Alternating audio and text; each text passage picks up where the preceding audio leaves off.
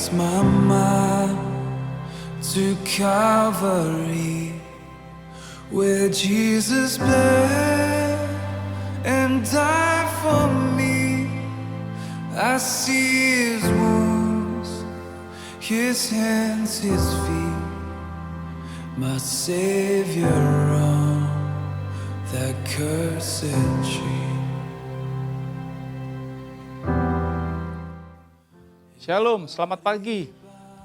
Saya berharap saudara dan saya pagi hari ini dalam keadaan sehat, sehingga kita dapat mengikuti ibadah kita pagi hari ini dengan maksimal. Namun sebelumnya kita akan mendengarkan pengumuman 1 minggu ke depan. Yang pertama, hari Rabu jam 19 malam kita ada menara doa, baik melalui online dan juga offline di Ruko Kenari. Mari ajak saudara, kerabat, rekan-rekan untuk mengikuti menara doa bersama-sama. Kemudian hari Kamis dan Jumat kita ada kul di wilayah masing-masing. Saudara dapat menghubungi gembala kulnya masing-masing. Kemudian hari Sabtu jam 5 pagi kita ada doa fajar. Mari saudara, kita bangun rohani kita awali hidup kita dengan mengikuti doa fajar.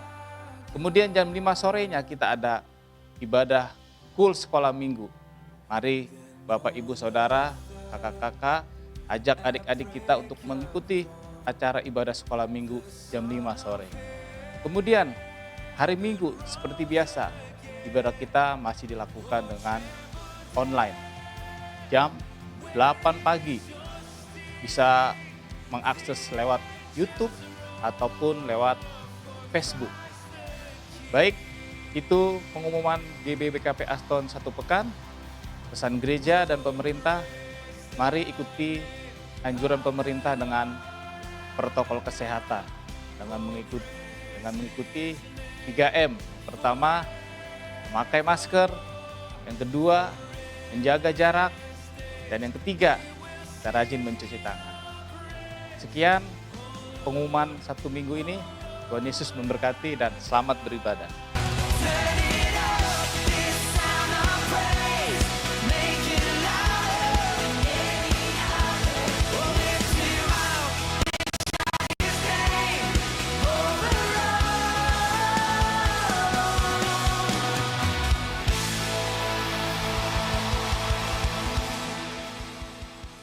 Shalom saudara yang dikasih dalam nama Tuhan Yesus. Shalom. Apa kabarnya hari ini? Luar biasa. Pasti selalu luar biasa. Antusias saudara? Amin. Amin. Pagi ini kita mau datang sama Tuhan. Kita mau beribadah pada Tuhan minggu ini. Kita mau naikkan setiap doa kita, penyembahan kita. Kita mau ekspresikan semuanya ke Tuhan. Saya undang untuk kita semua berdoa. Terima kasih Tuhan Yesus, terima kasih Bapa yang baik. Kalau pagi ini Tuhan kami dapat berkumpul untuk beribadah, kiranya Engkau memberkati setiap kami Tuhan. Curahkan Tuhan kuasa-Mu bagi setiap kami. Yes Jesus. Kami siapkan hati dan pikiran kami hanya kepada-Mu.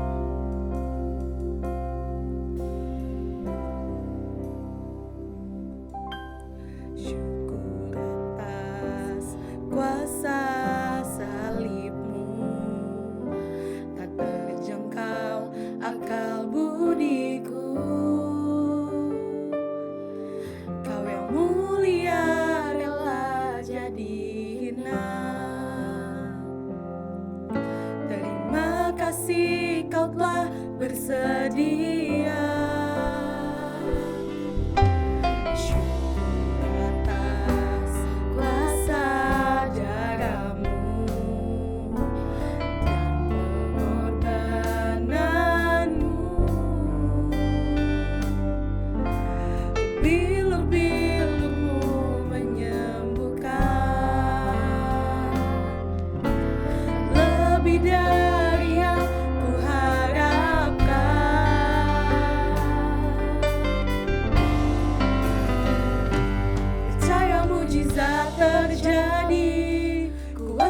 Nyata di sini, Kau melakukan perkara heran.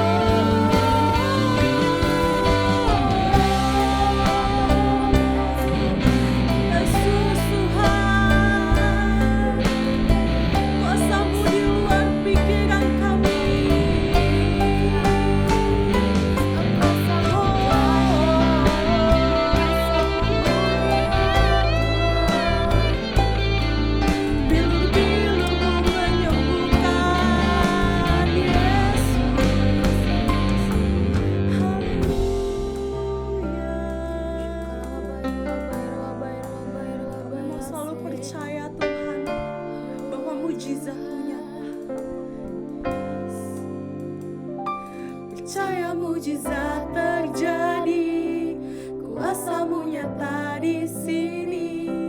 Kau lakukan perkara heran di luar pikiran. Percaya mujizat terjadi, kuasa-Mu nyata di sini. Jauh melampaui pikiranku, aku sudah percaya mujizat terjadi, kuasa-Mu nyata di sini. Kau melakukan perkara heran di luar pikiran. Percaya mujizat terjadi, kuasa-Mu nyata di sini. Jauh melampaui pikiranku, aku sudah sembuh.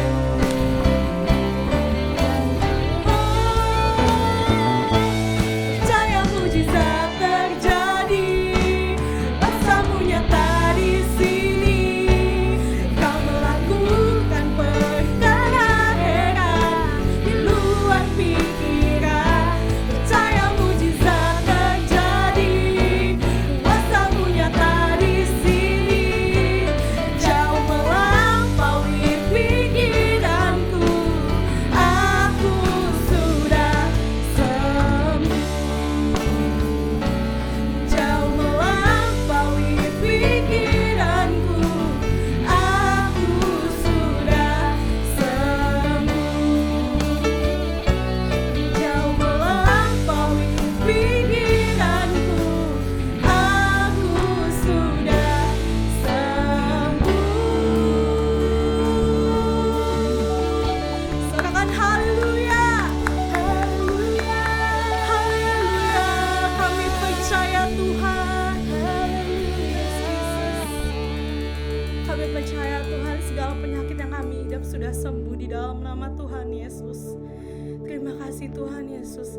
Kini tiba saatnya Tuhan, kami ingin memuji-Mu lebih lagi Bapa. Hanya di dalam nama Tuhan Yesus. Yang percaya mari sama-sama kita katakan amin.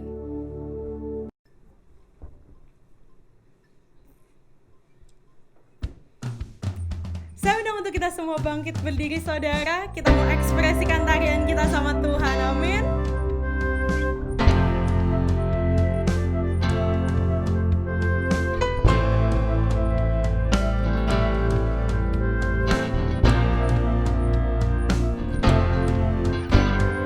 Kami yang telah ditebus dengan darah yang kudus, mengangkat pujian bagi-Mu.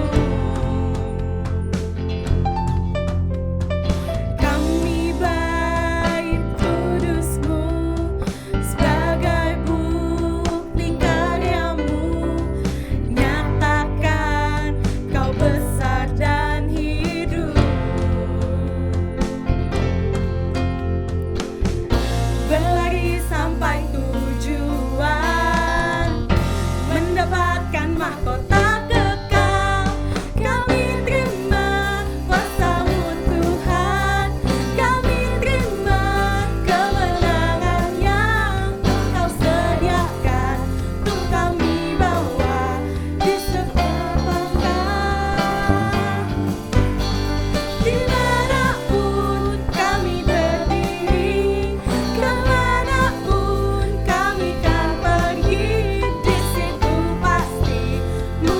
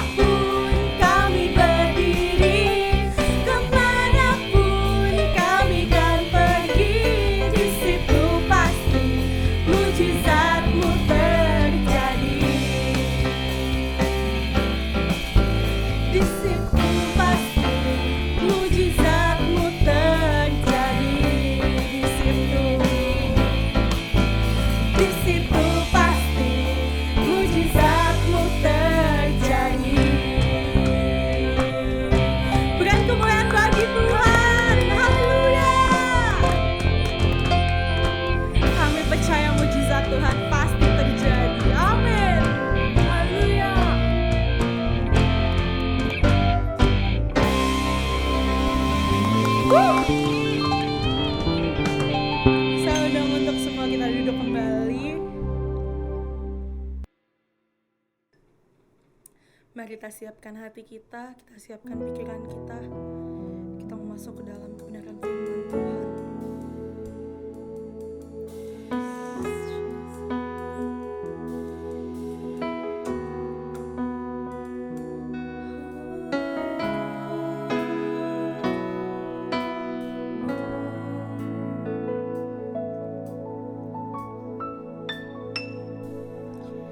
Tak sekalipun melupakanku, Kau menuntun langkahku. Ku tak pernah sendiri, Kau tak tinggalkanku. Tak sekalipun melupakanku, Kau menuntun langkahku. Kau tak pernah sendiri, Kau tak tinggalkanku. Ku tak akan pernah menyerah sampai ku lihat Kau bekerja. Ku percaya mujizat kan nyata. Takkan berhenti percaya.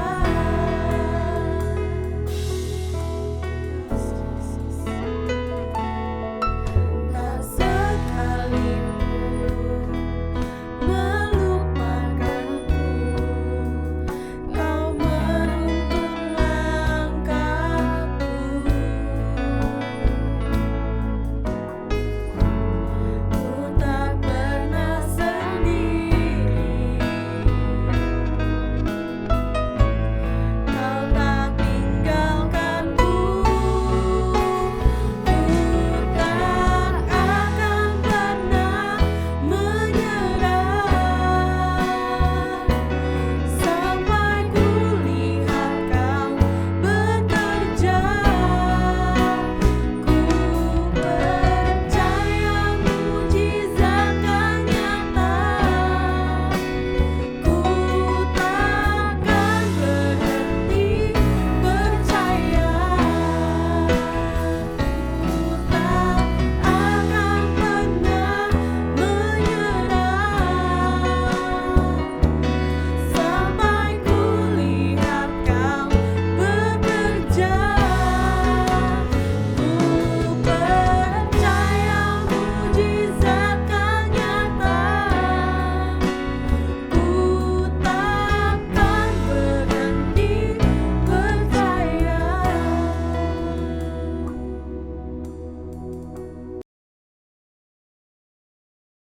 Shalom saudara, pernahkah kita berpikir bagaimana banyak hamba-hamba Tuhan atau orang-orang percaya dipakai dengan karunia kesembuhan ilahi, mengusir setan, membangkitkan orang mati, bahkan melakukan hal-hal yang luar biasa? Misalnya di dalam Alkitab, Musa, Paulus, Petrus, dan banyak tokoh iman lainnya melakukan hal-hal yang luar biasa. Ada satu kesamaan dari semua tokoh-tokoh tersebut, yaitu pengurapan Tuhan yang luar biasa ada pada mereka. Sesungguhnya pengurapan dari Tuhan adalah penting bagi orang percaya. Dalam edisi Voice of Pentecost kali ini, kita akan membahas mengenai pengurapan dalam pelayanan dan kehidupan orang percaya. Di dalam Perjanjian Lama, tindakan pengurapan dilaksanakan pada acara ritual keagamaan, seperti penahabisan imam besar, penahabisan imam yang melayani, pengangkatan seorang raja, serta pengangkatan seorang nabi. Di dalam Perjanjian Lama, memang hanya orang-orang yang khususlah yang dapat menerima pengurapan. Sedangkan dalam Perjanjian Baru, pengurapan diberikan kepada orang-orang yang percaya kepada Yesus Kristus. Dalam Perjanjian Lama, instrumen yang sering kali dipakai dalam pengurapan adalah minyak. Minyak adalah lambang persetujuan dengan Allah, kehadiran Allah, berkat, kuasa, penghiburan, kesembuhan, sukacita, perkenanan, dan kesejahteraan. Akan tetapi, dalam perjanjian baru tidak terlalu ditekankan tentang minyak, tetapi Roh Kudus menjadi instrumen pengurapan itu sendiri. Prinsip yang mendasari pengurapan minyak adalah prinsip konsekrasi, yaitu memisahkan atau mengkhususkan sesuatu atau seseorang kepada Tuhan. Prinsip konsekrasi dengan pengolesan minyak tetap berlaku pada era perjanjian baru. Lalu, apa contoh peristiwa pengurapan dalam Alkitab? Salah satunya adalah pengurapan double portion.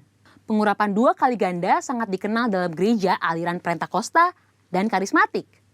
Istilah ini mengacu kepada peristiwa Elia dan Elisa yang dicatat dalam 2 Raja-Raja 2 ayat 1-14, di mana Elisa meminta 2 bagian dari roh Elia.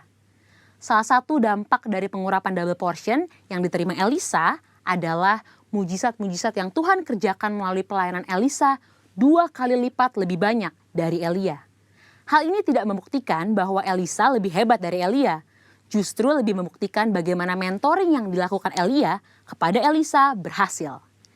Peristiwa yang senada juga terjadi pada zaman Perjanjian Baru, di mana Tuhan Yesus menyampaikan kepada murid-muridnya dalam Yohanes 14 ayat 12, "Sesungguhnya barang siapa percaya kepadaku, ia akan melakukan juga pekerjaan-pekerjaan yang aku lakukan, bahkan pekerjaan-pekerjaan yang lebih besar daripada itu."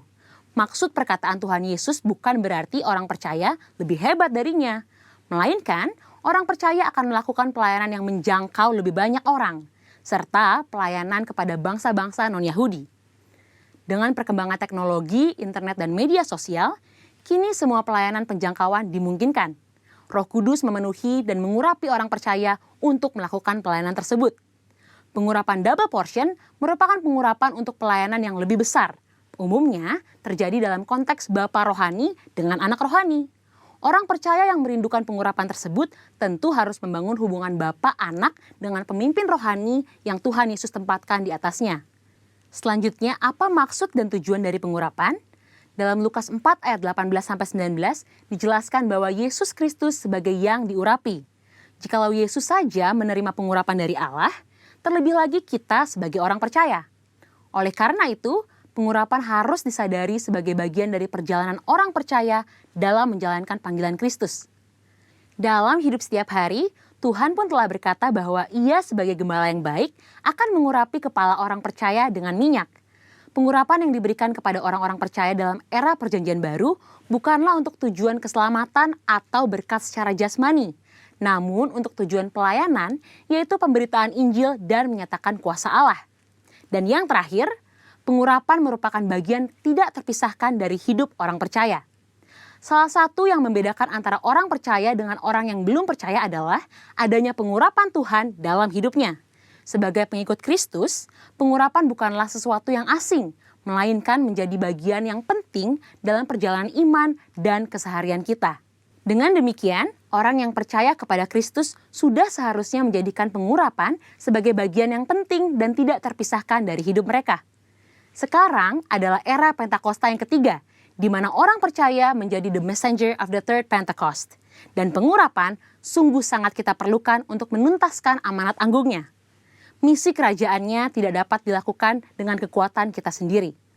Jadi, kita jangan sampai melewatkan kesempatan untuk menerima pengurapan dari Tuhan melalui para pemimpin rohani kita. Mari terima pengurapan Tuhan dengan iman dan mulai melangkah untuk mengerjakan apa yang Roh Kudus perintahkan di dalam hidup kita. Tuhan Yesus memberkati.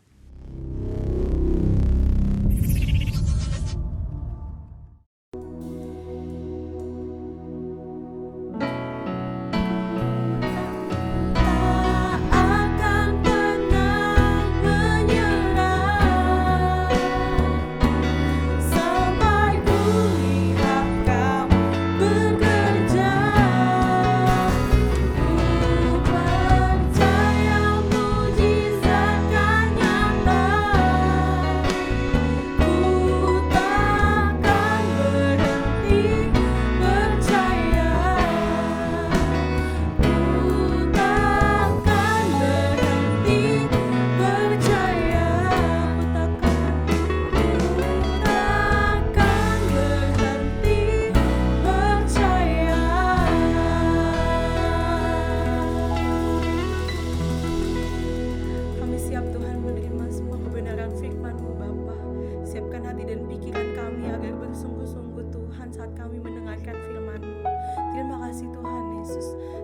dalam nama Tuhan Yesus. Amin.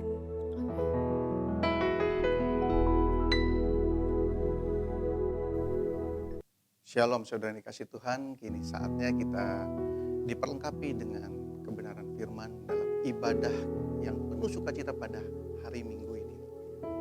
Tapi sebelumnya saya mau mengajak setiap kita untuk sama-sama kita berdoa. Bapa di surga, kami bersyukur, berterima kasih kalau sampai hari ini penyertaan-Mu yang begitu sempurna di dalam kehidupan kami. Engkau yang tak henti-hentinya melindungi kami, menyertai kami, bahkan memberi kami kekuatan. Terima kasih Tuhan kalau saat ini sebentar kami juga akan diperlengkapi dengan kebenaran firman. Kiranya pengurapan Roh Kudus-Mu yang sempurna yang mengurapi setiap kami Tuhan. Sehingga firman apa yang kami dengar pada saat ini menjadi rema bagi kami, menjadi kekuatan bagi kami, kota benteng perlindungan kami Tuhan. Terima kasih Tuhan. Di dalam nama Tuhan Yesus Kristus kami siap mendengarkan firman-Mu. Haleluya. Amin. Sekali lagi shalom saudara yang kasih Tuhan. Hari ini kita benar-benar sukacita di dalam ibadah kita. Tidak terasa sudah memasuki bulan terakhir di tahun 2020 ini. Itu artinya penyertaan Tuhan yang begitu sempurna. Bahkan di masa pandemi ini kita benar-benar diberikan kesehatan, kekuatan, berkat. Sehingga kita dapat melewati semua itu. Dan di dalam masa ketika kita dalam masa pandemi yang sudah 9 bulan ini, benar-benar kita diajarkan tentang keselamatan. Di mana keselamatan di bumi dan di surga.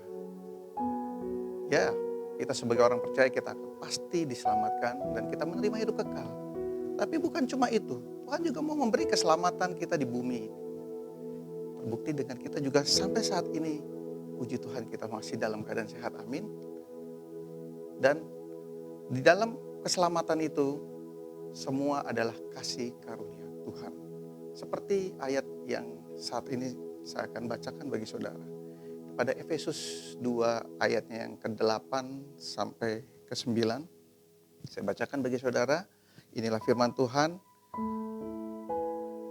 Sebab karena kasih karunia kamu diselamatkan oleh iman. Itu bukan hasil usahamu, tetapi pemberian Allah. Itu bukan hasil pekerjaanmu. Jangan ada orang yang memegahkan diri. Ini berbicara keselamatan saudara. Dan hari ini kita diilustrasikan dalam situasi COVID-19 ini. Semua karena kasih karunia sehingga kita masih dapat berdiri dengan sehat bersama keluarga, mendengarkan ibadah dengan sukacita pada hari ini. Amin. Dan kemudian apa yang harus selanjutnya yang kita lakukan? Saya akan bacakan di ayat ke-10. Karena kita ini buatan Allah, diciptakan dalam Kristus Yesus untuk melakukan pekerjaan baik yang dipersiapkan Allah sebelumnya. Ia mau supaya kita hidup di dalamnya. Amin.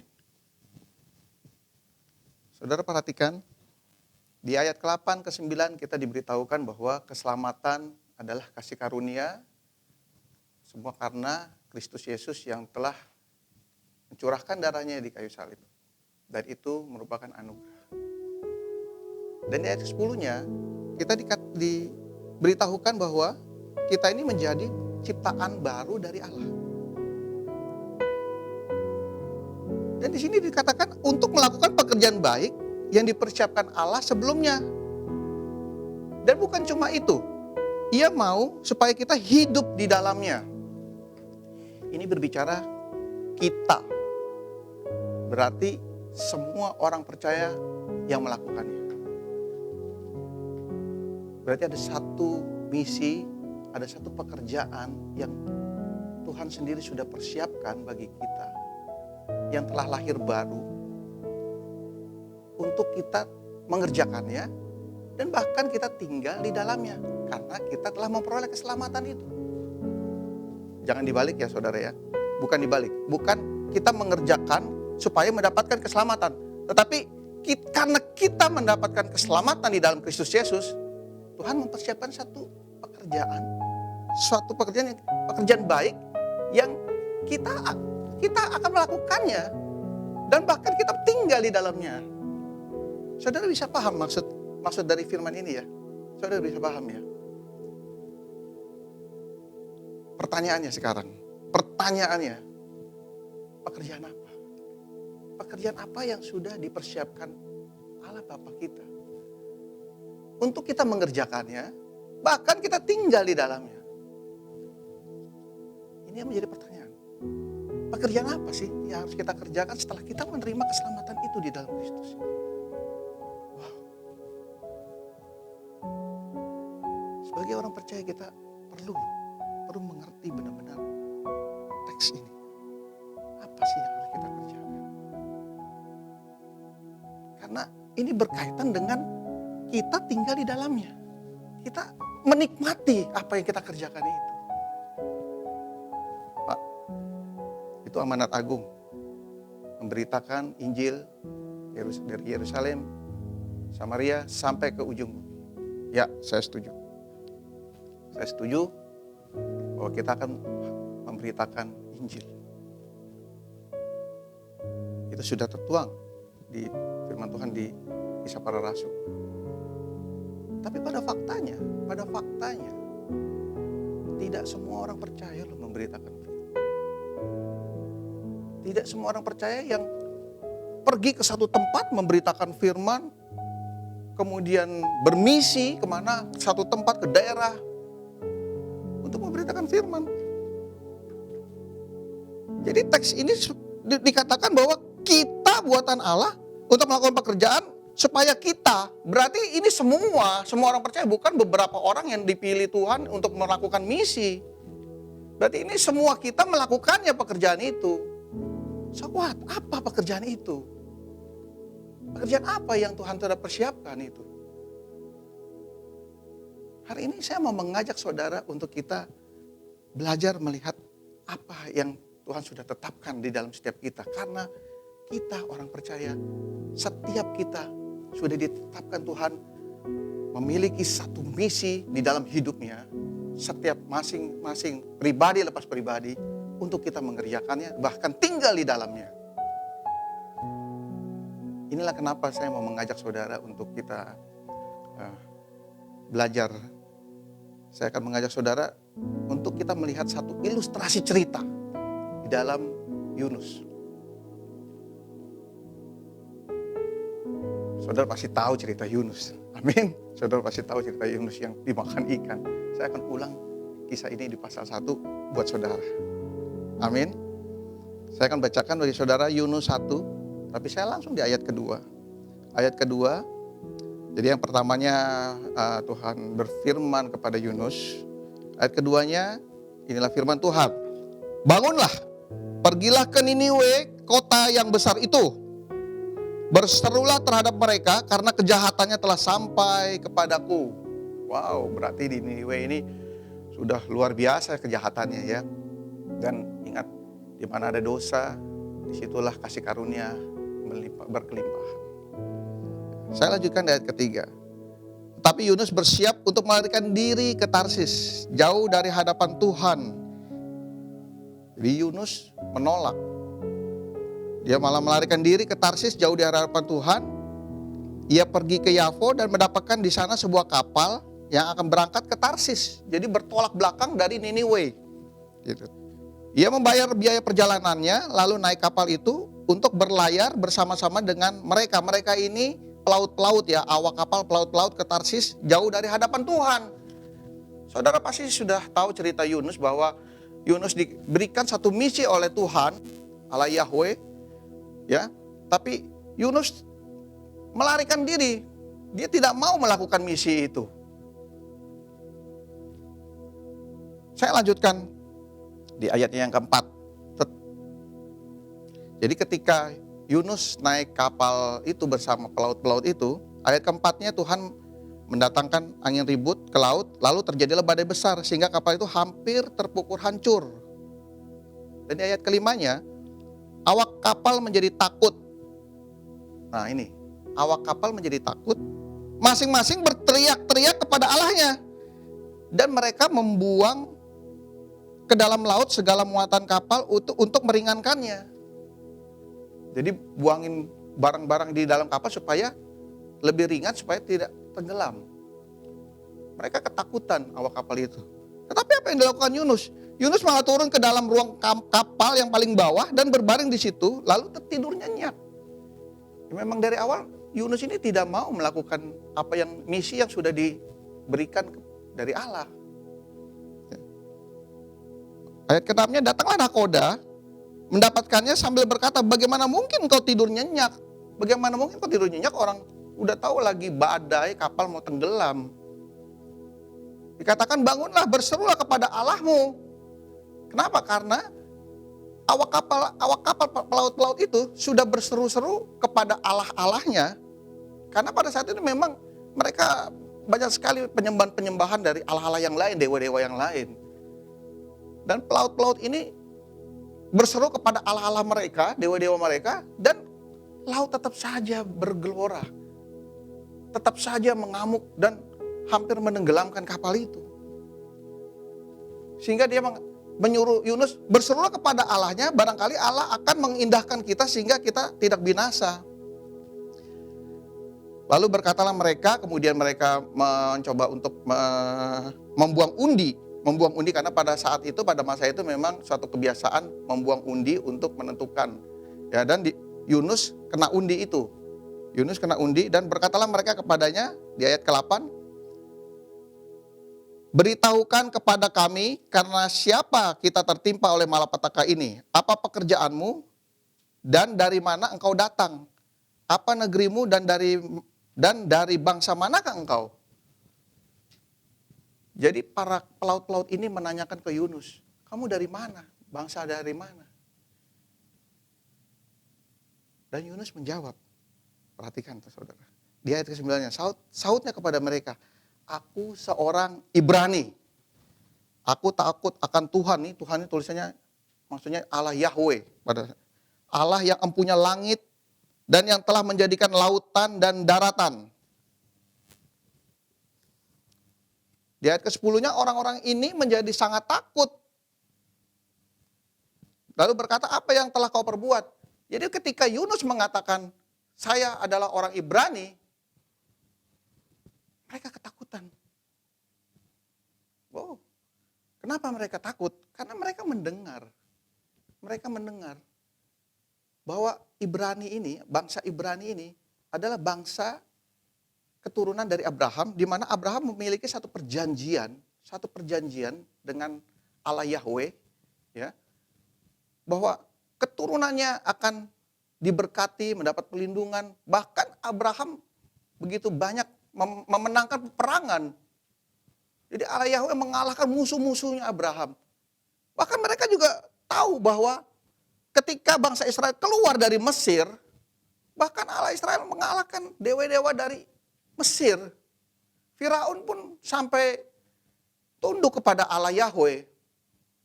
Dan ingat, pada masa ini, ya, berita-berita seperti itu memang tersebar memang melalui sebagian besar melalui mereka-mereka ini, pelaut-pelaut ini yang sering bepergian. Jadi berita-berita di satu tempat, itu pasti mereka ngerti dan mereka menceritakan ke daerah-daerah yang lain.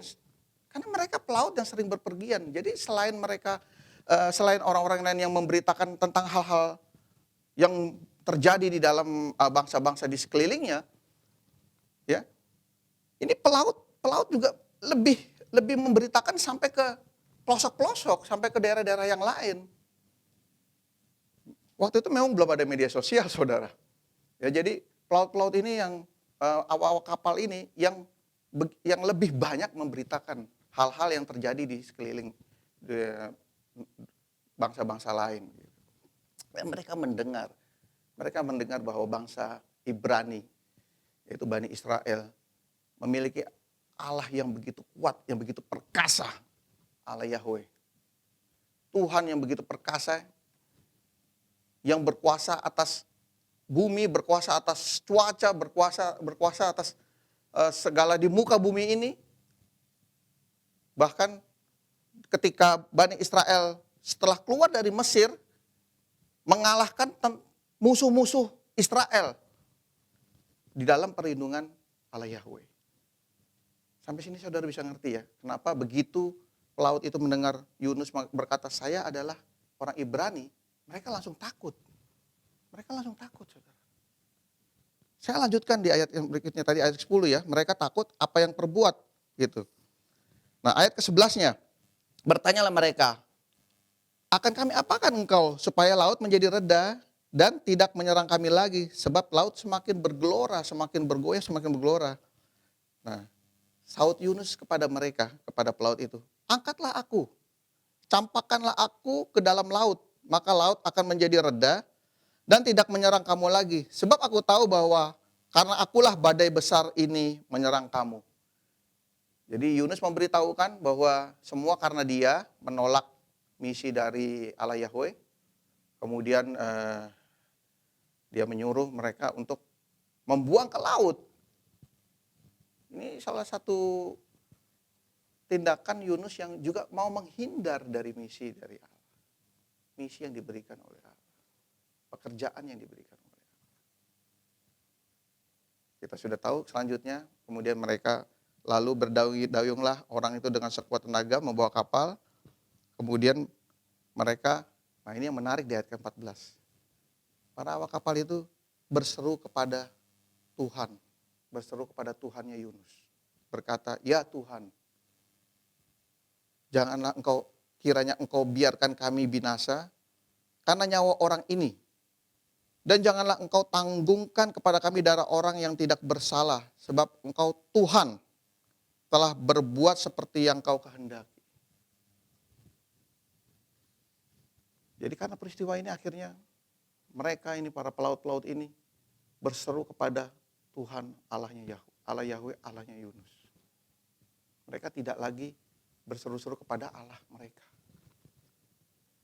Dan bahkan di ayat selanjutnya, di ayat 16-nya, orang-orang itu menjadi sangat takut, ya, takut kepada Tuhan, lalu mempersembahkan korban sembelihan bagi Tuhan, serta mengikrarkan nazar. Jadi pelaut ini takut, kemudian malah bertobat, saudara. Memberi persembahan kepada Tuhan Yahweh. Bagaimana dengan Yunus? Ya, Yunus dicampakkan, dibuang ke laut, dan laut menjadi reda. Itulah kenapa mereka sampai, wah berarti Tuhan Yahweh ini, Allahnya Yunus yang disembah Yunus, ini berkuasa atas laut, berkuasa atas bumi semua. Lebih tinggi, lebih hebat dari Allah-Allah yang mereka sembah itu. Maka akhirnya mereka bernasar dan mereka menyembah Tuhan Yahweh. Dan kita sudah tahu ceritanya. Setelah itu Yunus dimakan, masuk dalam perut ikan selama 3 hari. Kemudian di pasal keduanya Yunus berdoa, menyadari bahwa dia telah melakukan kesalahan, menghindar dari pekerjaan yang telah ditetapkan oleh Tuhan. Bahkan di ayat ke-9-nya dicatat, di pasal kedua ayat 9, akhirnya Yunus menyadari bahwa keselamatan adalah kedaulatan dari Tuhan. Keselamatan berasal dari Tuhan. Jadi Tuhanlah yang berdaulat untuk memberikan keselamatan. Bukan karena hebat siapapun. Dan kemudian di pasal ketiganya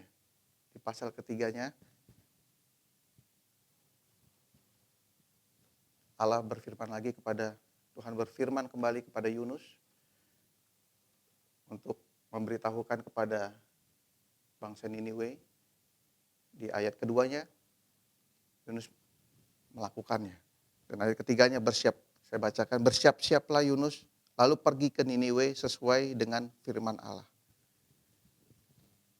Akhirnya Yunus mengerjakan juga apa yang telah ditetapkan oleh Allah.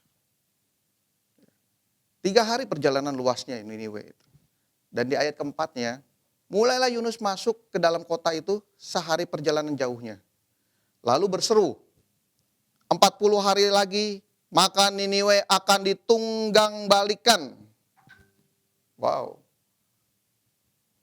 Berarti yang diberitakan Yunus ke bangsa Niniwe, ini bukan begini loh saudara.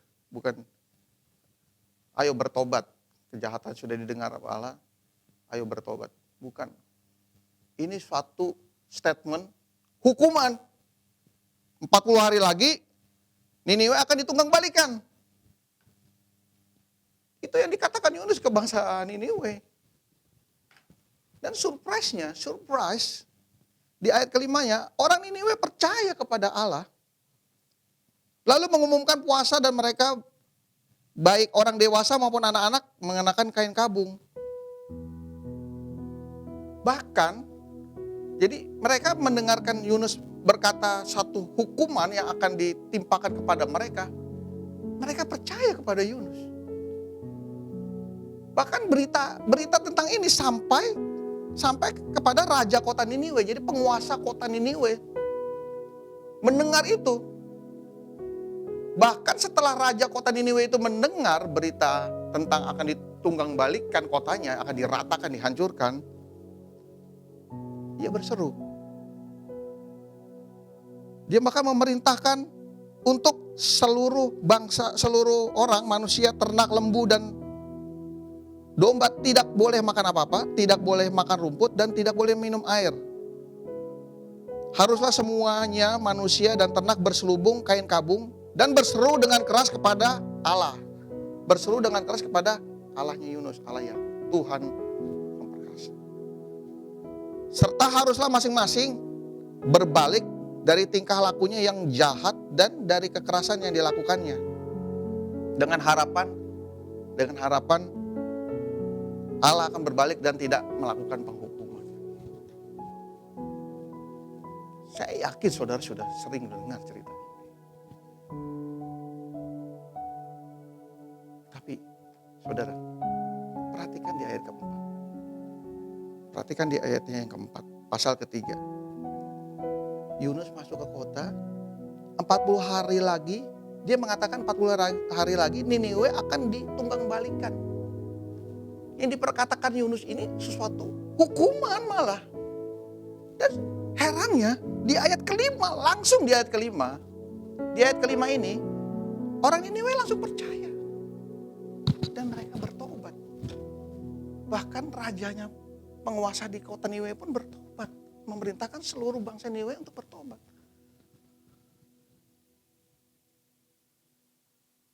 Saya pengen tahu saudara, saya pengen tanya saudara. Kalau saudara diberikan satu misi, memberitakan Injil ke satu daerah, di mana di situ penuh dengan penjahat-penjahat. Katakan di situ kumpulan preman-preman, ya kapak merah deh, gerombolan penjahat. Terus saudara datang ke tempat mereka juga tidak kenal saudara, mereka tidak kenal. Kemudian saudara mengatakan begini, 40 hari lagi tempat ini akan dihancurkan. Kira-kira apa yang akan terjadi? Saudara yakin mereka akan bertobat? Atau saudara melakukan penginjilan ke satu tempat yang di sana mereka menyembah Allah yang lain, tetapi kemudian saudara masuk ke situ, mengatakan bahwa 40 hari lagi tempat ini akan dihancurkan. Saudara yakin mereka akan bertobat dan berpaling? Tidak.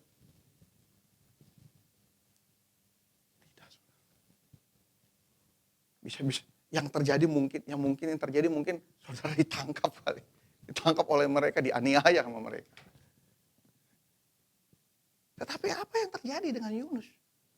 Yang terjadi dengan Yunus, malah ketika dia mengatakan itu, mereka langsung percaya, bertobat.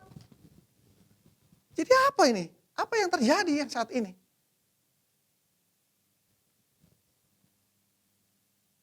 Saudara, dari ayat ini kita bisa mengerti bahwa orang-orang Niniwe bertobat bukan karena Yunusnya, tapi karena mereka mendengar peristiwa yang terjadi terhadap Yunus. Peristiwa yang terjadi di kapal ketika ombak menggelora mau menenggelamkan kapal. Tetapi akhirnya reda setelah Yunus dicampakkan. Kemudian Yunus masuk ke dalam perut ikan, dimuntahkan kembali dan selamat. Berita ini yang sampai, saudara. Berita ini yang sampai ke telinga mereka. Mereka mendengar. Mereka mendengar kebesaran dari Tuhan. Ini yang membuat mereka begitu. Ketika Yunus datang, mereka langsung berpaling, mereka bertobat.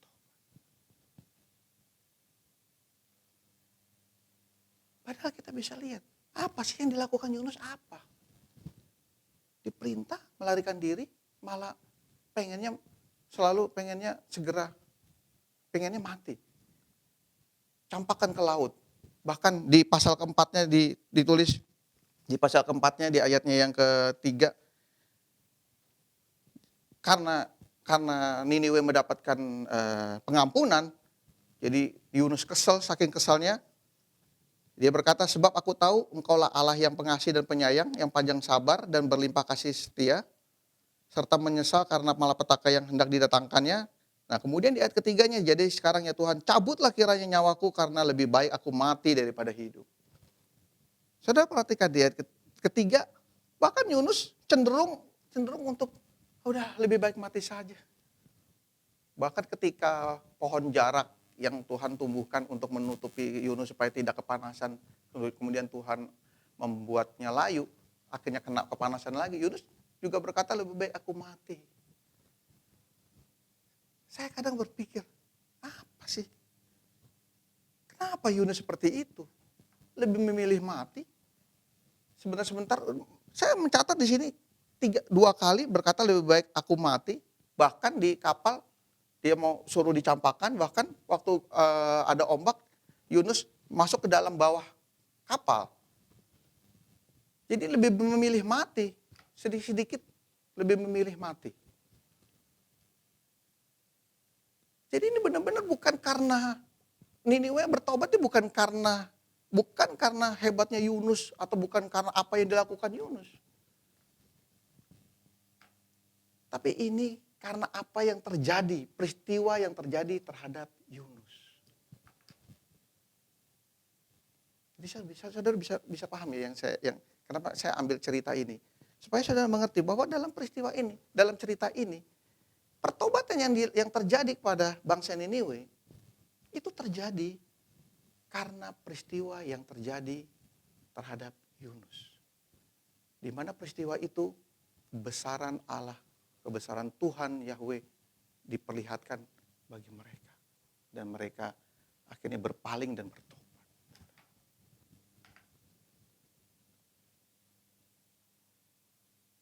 Inilah yang saya maksud, saudara. Ini yang saya maksud.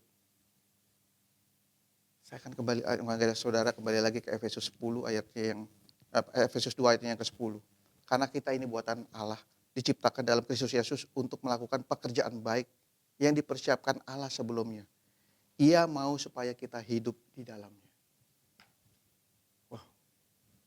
Jadi saudara, dari cerita Yunus ini, saya mau memberitahu saudara bahwa kehidupan saudara dan saya itulah peristiwa-peristiwa dalam kehidupan kita itulah yang diberitakan bagi banyak orang. Karena kita sudah lahir di dalam Kristus Yesus, kita sudah hidup baru. Kristus Yesus sudah tinggal di dalam kita. Ketika kita melakukan hal-hal di luar sana, ada cerminan dari Kristus Yesus di dalam hidup kita yang orang lain bisa lihat. Itu maksud saya. Ini pekerjaan yang telah disiapkan oleh Allah bagi setiap kita. Kita yang sudah ada di dalam Kristus, Kristus sudah tinggal tetap di dalam kita. Maka hidup kita inilah pekerjaan itu. Apa yang kita kerjakan, apa yang kita lakukan, ini menjadi representasi bahwa Kristus ada di dalam kita. kita menjadi cerminan bagi banyak orang untuk mereka melihat kehidupan Kristus di dalam kehidupan kita. Ini maksudnya saudara. Supaya mereka melihat kebesaran kemuliaan Tuhan di dalam apa yang telah kita lakukan, apa yang telah kita kerjakan setiap hari. Inilah yang kita beritakan bagi mereka. Jadi bukan tentang hebat kita, contoh misalnya saya jadi pembicara, saya hebat, terus kemudian saya memberitakan kemana-mana, akhirnya Tuhan memakai saya. Bukan ini saudara. Bukan ini saudara. Ini tentang hidup kita yang sudah ada di dalam Kristus. Kristus sudah tinggal tetap di dalam kita. Sekarang kita mengerjakannya. Kita sudah menerima keselamatan itu. Kita mengerjakannya supaya orang lain melihat. Jadi begini saudara, contoh ya. Contoh. Hari ini saudara mendengarkan apa yang saya sampaikan firman pada saat ini. Tapi kalau saudara tahu bahwa saya hidup yang tidak berkenan tidak berkenan di hadapan Tuhan, saya melakukan dosa-dosa begitu banyak di luar sana, saya yakin saudara nggak akan mau mendengarkan saya hari ini. Setuju? Amin.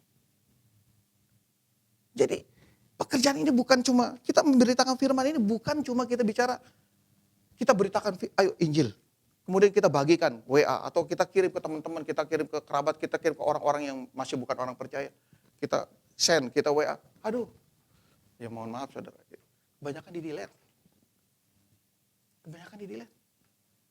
Tapi kalau mereka melihat hidupku yang begitu penuh dengan kasih, penuh dengan kebaikan, buah-buah roh tumbuh, kesabaran, kesetiaan, kejujuran, rendah hati, lemah lembut, bertumbuh di dalam setiap kita orang percaya. Bahkan terlihat oleh mereka akan bertanya-tanya. Kok itu orang Kristen, keluarganya ya, di masa pandemi tapi tetap sukacita loh mereka. Mereka tetap sukacita, mereka tetap gembira, tetap akur keluarganya, suami istri rukun, anak-anaknya sekolahnya pintar-pintar sekolahnya. Mereka akan lihat itu saudara. Dan mereka akan tanya, apa sih rahasia mereka? Kenapa sih kok bisa begini? Nah itulah saatnya saudara mengatakan, ikutlah Yesus Kristus. Saudara bisa mengerti. Saudara bisa paham ya? Ini adalah satu pemberitaan kebesaran Tuhan yang kita lakukan karena dalam kehidupan kita. Karena kehidupan kita yang menjadi pemberitaan firman. Ketika kita sudah memperoleh keselamatan di dalam Kristus, Kristus sudah tinggal tetap di dalam kita, Roh Kudus yang mengurapi kita, sudah selayaknya kita hidup seperti Kristus. Sudah sepantasnya buah-buah roh itu tumbuh di dalam kita. Sehingga mereka melihat bahwa ini loh keluarga Allah. Ini maksudnya cerita ini. Niniwe gak akan mungkin bisa bertobat kalau cuma Yunus datang mengatakan 40 hari kamu akan ditunggang balikan. Kemudian mereka bertobat. Nggak mungkin saudara. Nggak mungkin. Ini karena mereka melihat peristiwa yang terjadi terhadap Yunus. Sehingga kebesaran Tuhan Yahweh diperlihatkan terhadap mereka. Sehingga mereka melakukan pertobatan. Ini saudara. Dan kerennya, hebatnya. Ketika saudara dan saya melakukan pekerjaan ini, kita menikmatinya, benar-benar menikmati. Kita hidup di dalam mukjizatnya, kita hidup di dalam kasihnya, kita hidup di dalam kuasanya, dalam perlindungannya, dalam berkatnya kasih karunia-Nya. Aduh, ini rancangan yang luar biasa saudara. Saya benar-benar ingin saudara benar-benar paham bahwa hidup kita sekarang adalah menggenapi firman Tuhan. Firman Tuhan yang setelah kita terima, digenapi di dalam kehidupan kita, tingkah laku kita, peristiwa-peristiwa yang terjadi dalam kehidupan kita, keputusan-keputusan yang kita lakukan di dalam kehidupan kita. Itu yang menjadi pemberitaan bagi banyak orang, sehingga mereka akan melihat. Sehingga akan melihat, bukan lagi melihat kita, tetapi melihat satu kesamaan. Setiap orang percaya terlihat satu kesamaan. Ada Kristus di dalam mereka. Ada Kristus Yesus di dalam setiap kita orang percaya. Amin. Hari ini yang saya mau sampaikan. Bahwa kita punya satu misi. Kita punya satu misi, satu pekerjaan yang sudah ditetapkan oleh Allah sejak semula. Pertama, kita menerima keselamatan di dalam Kristus Yesus. Ini adalah anugerah. Setelah kita menerima, kita mengerjakan keselamatan itu. Mengerjakannya dengan melakukan satu kehidupan-kehidupan yang merupakan cermin dalam Kristus yang sudah ada di dalam kita. Sehingga kita dapat menikmati kasih karunia-Nya dengan utuh. Dan bukan cuma itu. Ketika kita dalam menikmati kasih karunia-Nya, orang di luar sana melihat saudara. Dan pada saat itulah ketika mereka datang bertanya dan mereka ingin seperti kita akan mengatakan, karena Yesus hidup di dalam setiap kita. Amin.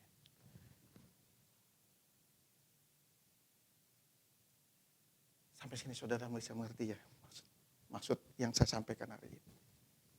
Kitalah orang-orang percaya yang telah lahir baru di dalam Kristus.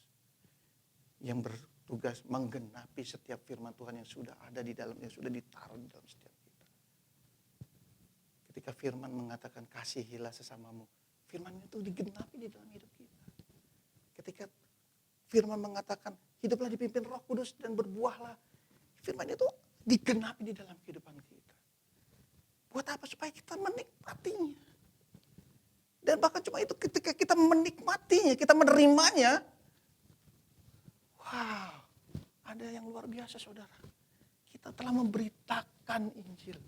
Kita memberitakan kehidupan Kristus. Dan ketika mereka mau ikut di dalam kehidupan kita, itulah saatnya. Itulah saatnya firman Tuhan juga diberitakan. Karena keselamatan bukan hanya untuk sekelompok orang, tapi sebanyak-banyaknya orang. Bahkan Niniwe yang begitu jahatnya pun Tuhan begitu penuh kasih. Memberikan kesempatan untuk mereka memperoleh juga keselamatan. Dan saya percaya setiap kita juga akan menjadi penyelamat bagi orang di luar sana. Bukan dengan kita memberitakan pergi ke sana sini, tapi kita melakukan pekerjaan, yaitu kehidupan kita. Kehidupan kita yaitu kehidupan Kristus yang kita bagikan, kita ceritakan, kita nyatakan ke sebanyak-banyaknya orang. Sehingga mereka melihat kebesaran Tuhan ada di dalam hidupmu dan hidupku. Amin. Diberkatilah saudara, jadilah sembuh, jadilah sehat, jadilah diberkati, jadilah keluarga Allah, anak-anak Allah yang hebat. Anak-anak Allah yang hidup di dalam Kristus, yang berbuah roh, penuh berkat kasih karunia, sehingga engkau dapat menikmati semua berkat itu, dan engkau dapat memberitakan bagi banyak orang. Amin. Ada satu pujian. Saya mengajak saudara untuk kita nyanyikan satu pujian.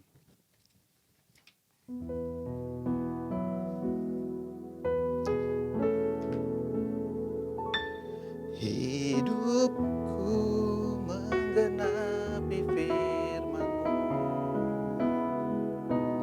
tanda mujizat sertai tiap langkahku. Kau bersamaku di dalamku, jadi bukti kebesaran. Sekali lagi kita nyanyikan. Hidupku menggenapi firman-Mu, tanda mujizat sertai tiap langkahku. Kau bersamaku di dalamku, jadi bukti kebesaran-Mu.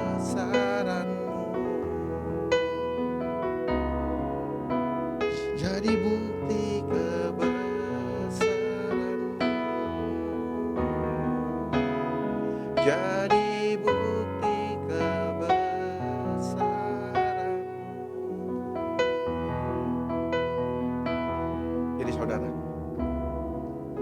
Hari ini saya mau mengatakan,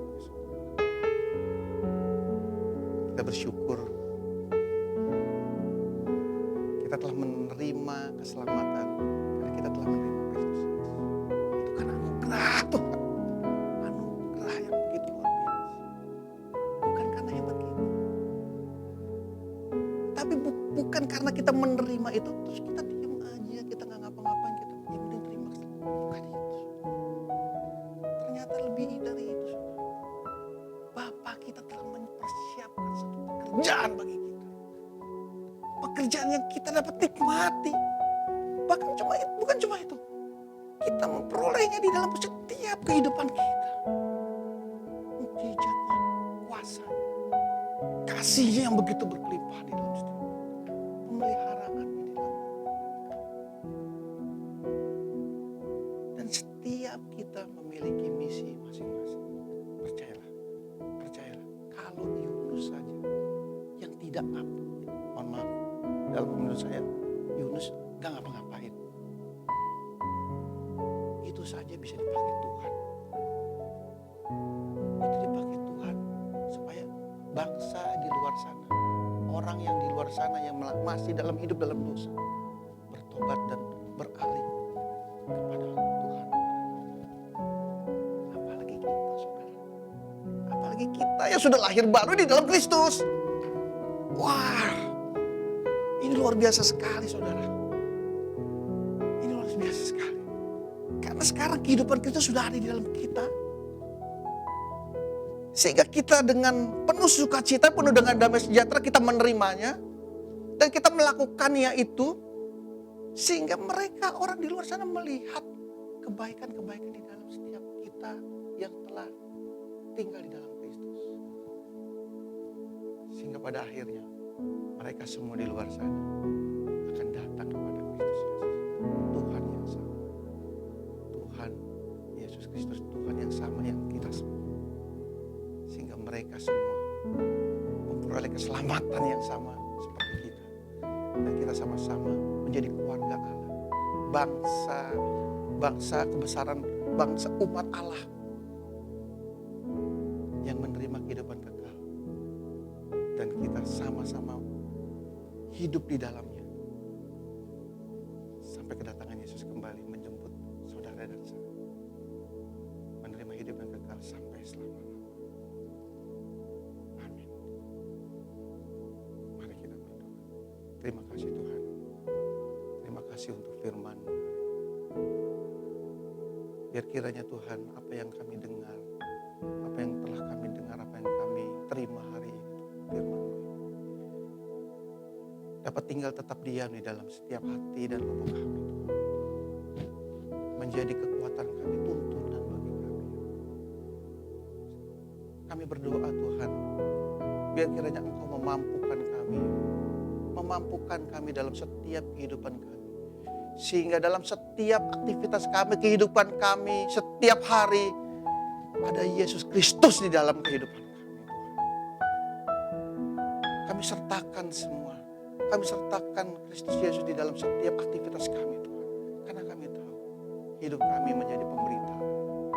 Hidup kami menjadi pemberitaan bahwa kehidupan Kristus adalah keselamatan bagi banyak orang. Terima kasih Tuhan Yesus.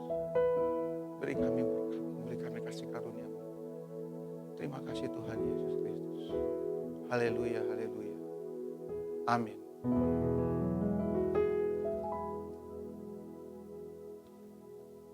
Puji Tuhan, pagi hari ini saya percaya semua kita diberkati oleh firman Tuhan yang menguatkan, meneguhkan setiap iman kita sehingga ke depan ini kita boleh berjalan bersama dengan Tuhan atas tuntunan melalui firman yang sudah dibagikan pagi hari ini. Mari saudara kasih dalam Tuhan, kita akan akhiri ibadah kita pagi hari ini. Mari saya jemput saudara untuk kita sama-sama berdiri. Kita akan tutup di dalam doa Bapa kami dan juga dengan doa berkat. Mari kita naikkan pujian ini. Kiranya Tuhan memberkati aku berlimpah-limpah.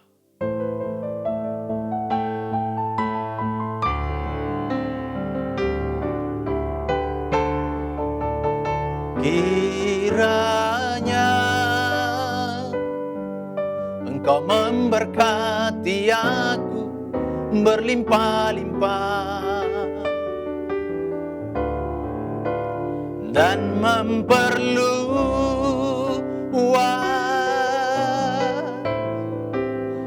daerahku,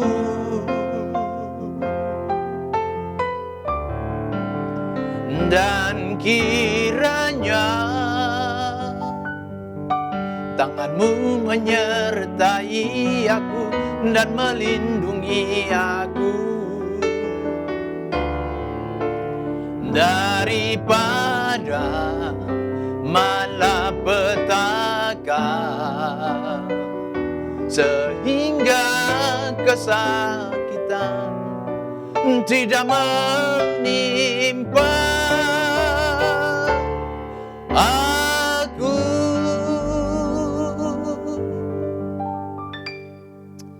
Bapa kami yang ada di surga, dikuduskanlah namamu, datanglah kerajaanmu, jadilah kehendak-Mu di bumi seperti di surga.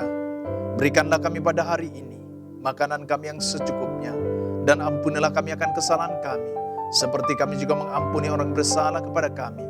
Dan janganlah membawa kami ke dalam pencobaan, tetapi lepaskanlah kami daripada yang jahat, karena Engkau yang mempunyai kerajaan dan kuasa dan kemuliaan sampai selama-lamanya.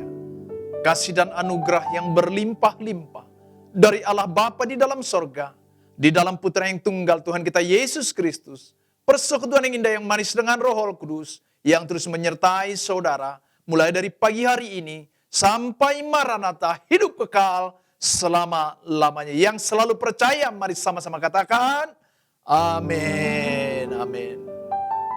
Selamat berhari Minggu, Tuhan Yesus memberkati.